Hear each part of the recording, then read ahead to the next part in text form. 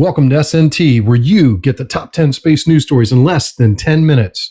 On this week's show, we feature explosion in Norway, secret Chinese launch, new Mars lander, mushrooms in space. Next on SNT. 60 seconds.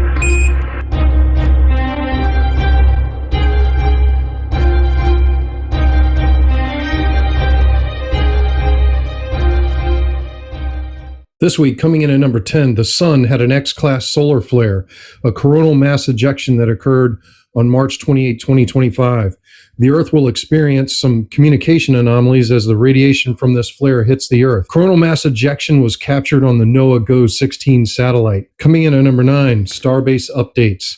Concrete pouring continues in the flame trench at Pad B, and work continues to refurbish Pad A after Flight 8. The new stubby chopsticks at Pad B were put through a workout. Mega Bay demolition continues to pave the way for the new Giga Bay at Starbase. Elon hints toward the acceleration of the Block 3 Starship in the wake of the Rudd on Flight 8. While Flight 9 looms in the near future, it is still unsure which booster or ship will take flight. More on that later. It appears that there's a chance we may see a reflight of Booster 14.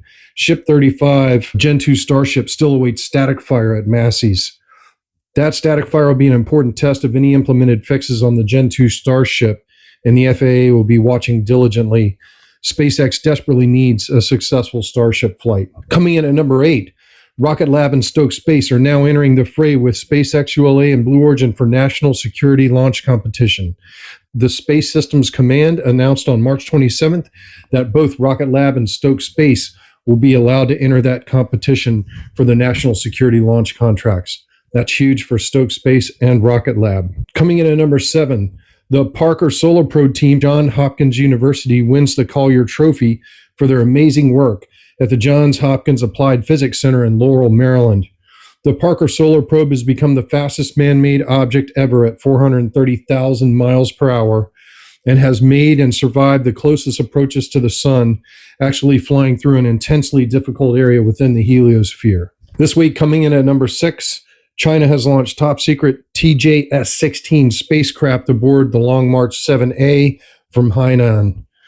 It appears to be some sort of comms cloning copying satellite to capture and decipher how major satellite companies communicate to Earth. This week, coming in at number 5, Airbus defense and space contractor won an award from ESA to build an ESA Mars Lander spacecraft that will descend to the Martian surface in 2030. After the lander lands, it will lower ramps to deploy an ESA Mars rover named Rosalind Franklin. This week, coming in at number 4, Flight 9 rumors. There's been great speculation from channels like Great SpaceX, WAY, Angry Astronaut about the potential of Flight 9 to reuse Booster 14. And, Booster 16 was built and it's already done its cryo test. Of course, Booster 14 was flown on Flight 7. And, to reuse Booster 14, the rumor is, and I don't know where all this is coming from because SpaceX has said nothing, but the rumor is that Booster 14 would, take the Starship full performance boost so the booster would not be caught or reused. And that was to get the Starship into a proper flight trajectory. I'm kind of doubting that. I don't see them wanting to throw away 33 Raptor engines just to get a reentry on the Starship. I think SpaceX has to work on Starship 35. I think they need to implement whatever fixes they can within the plumbing on Ship 35 and put it through some massive static fires at empty tank levels and see if they get these anomalies they've gotten in it. I think the only way Starship flies is with these massive tests at Massey's, and we just haven't seen that yet. I think we either see a completely redesigned V2 Starship or perhaps even a V3. Ship 35 may become a major test article, and they may test it to try and break it like Ship 33 and 34.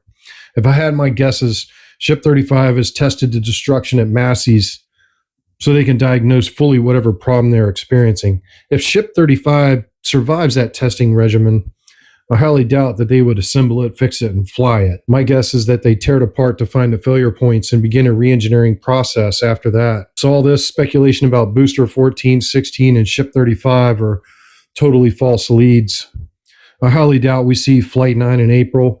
I do think it's possible that we may see a launch in May, but it may be a completely redesigned V2 or repaired V2 Ship 35. But if they're going to launch mid-April with Ship 35, it should have already been test fired at Massey's. And I think every day that goes by that we haven't seen a test fire at Massey's is indicative that we're not going to see a launch in April. Coming in at number 3 this week, SpaceX has launched 2 Falcon 9 rockets since our last episode. The first was a top secret government launch from Cape Canaveral, and the second launch was a Starlink launch from Vandenberg.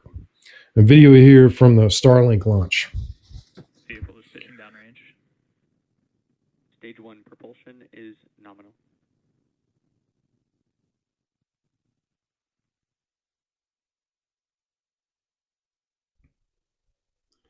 Here we see stage separation. Main engine cutoff. Stage separation confirmed. There it is. Stage set. Second stage ignition. You can see the deployment of the grid pins there on the booster, which is coming back to Cali. Here comes the landing burn. Coming through the clouds over California, fog bank. Boom. Stage 2 terminal gas. Through the cloud bank, and there you see the landing barge. I think that's Of Course I Still Love You. That's out there in California.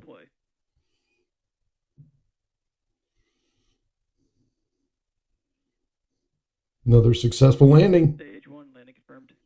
Awesome job, SpaceX. Coming in at number 2 this week, unfortunately, German space company's ISAR Aerospace's Spectrum rocket fails during its first launch from Norway. This was a test flight. Scott Manley has analyzed the footage and believes possible over-gimbling, oversteering issue in the program caused the yaw, which then resulted in engine shutdown. But the initial launch and engines looked good until the gimbal battle with the rocket.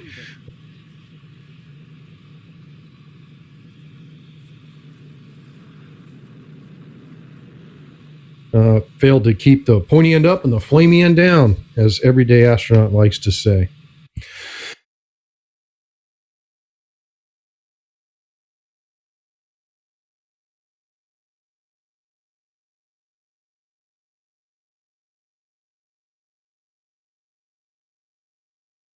This week, coming in at number 1, the Manned Polar Orbit Mission FRAM2 is scheduled to launch on SpaceX Falcon 9 tomorrow morning, Monday, 4/1, actually tomorrow afternoon. It's going to be on a southern trajectory as it's launching into polar orbit, so we won't see it here along the coast of the United States like we usually see the manned missions flying to the space station. The mission is a privately funded mission and will be the first attempt at growing mushrooms in outer space, so it should be a fun one to watch. Well, that's all for this week's episode of SNT. Tune in next week, and we'll see you at the same time, the same channel. Thanks, everybody, for watching.